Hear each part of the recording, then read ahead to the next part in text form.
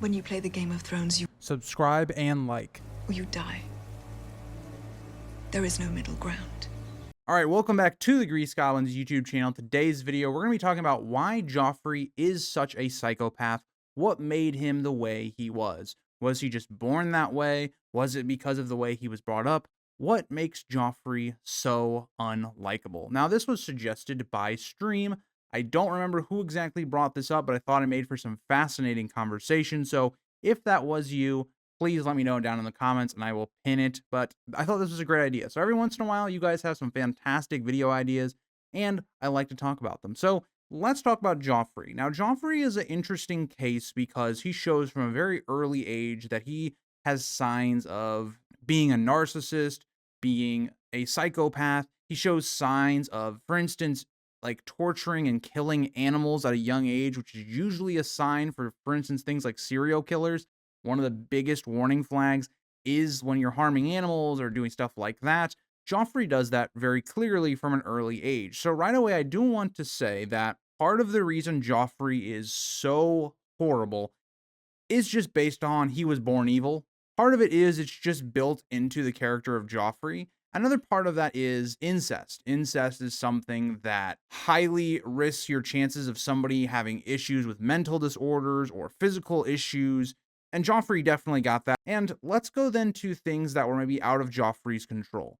Things that didn't help Joffrey, who was already going to be a troubled child, grow up in a really bad situation. Because when we look at the characters of, say, Tommen and Myrcella, both of them come out pretty fine. They're not as bad as Joffrey are. Maybe they're a little bit spoiled, but they come out pretty fine. Tommen is a good kid. Myrcella seems like a very strong Lannister child. You know, like she goes to Dorne and she doesn't even cry or anything, comforting her brother.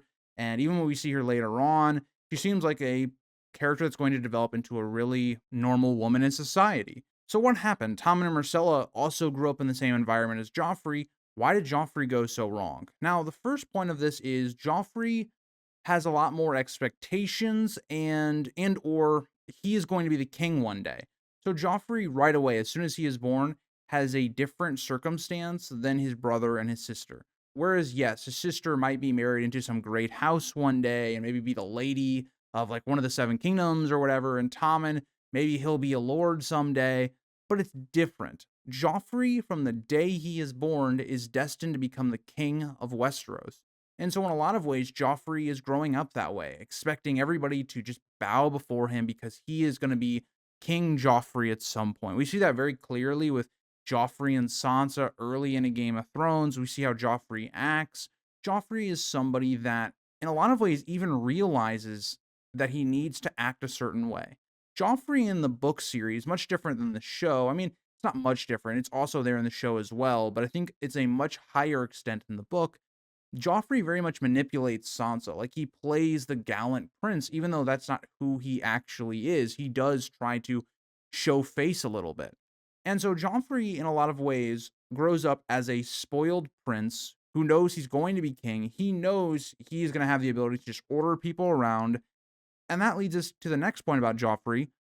Joffrey grows up with basically having no father figure at all. Robert is not a father to Joffrey at all. He's very neglectful, even physically, hurts his own alleged son at the time. That's what Robert believed.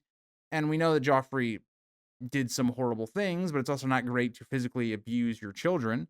Cersei is a terrible mother. And this is where it gets interesting, right? Because Cersei's a terrible mother, but you don't see that necessarily in Tommen or Myrcella. But I think it's very clear that Cersei, in a lot of ways, I don't know if she actually loves her children. I think she loves that she is part of her children. Like she is part of them in terms of like her DNA and things of that nature. It's the same idea of why we look at Jaime and Cersei's relationship. And in a lot of ways, it seems like Cersei likes Jaime more because, well, it's her twin. She sees herself. It's the egotistic side of Cersei. So I think Cersei, in a lot of ways, babies Joffrey, never tells Joffrey no, allows Joffrey to get away with pretty much anything. Like, we see this as a stark difference. Joffrey can get away with anything from Cersei. Cersei at no point in the book series ever really reprimands Joffrey, any of those things. But then, for instance, Tommen, when we see Cersei in power in A Feast for Crows, she takes the opposite approach. Like, she's very much, overpowering on Tommen. She's always like bullying him and all these different things. That was never seen in Joffrey at all.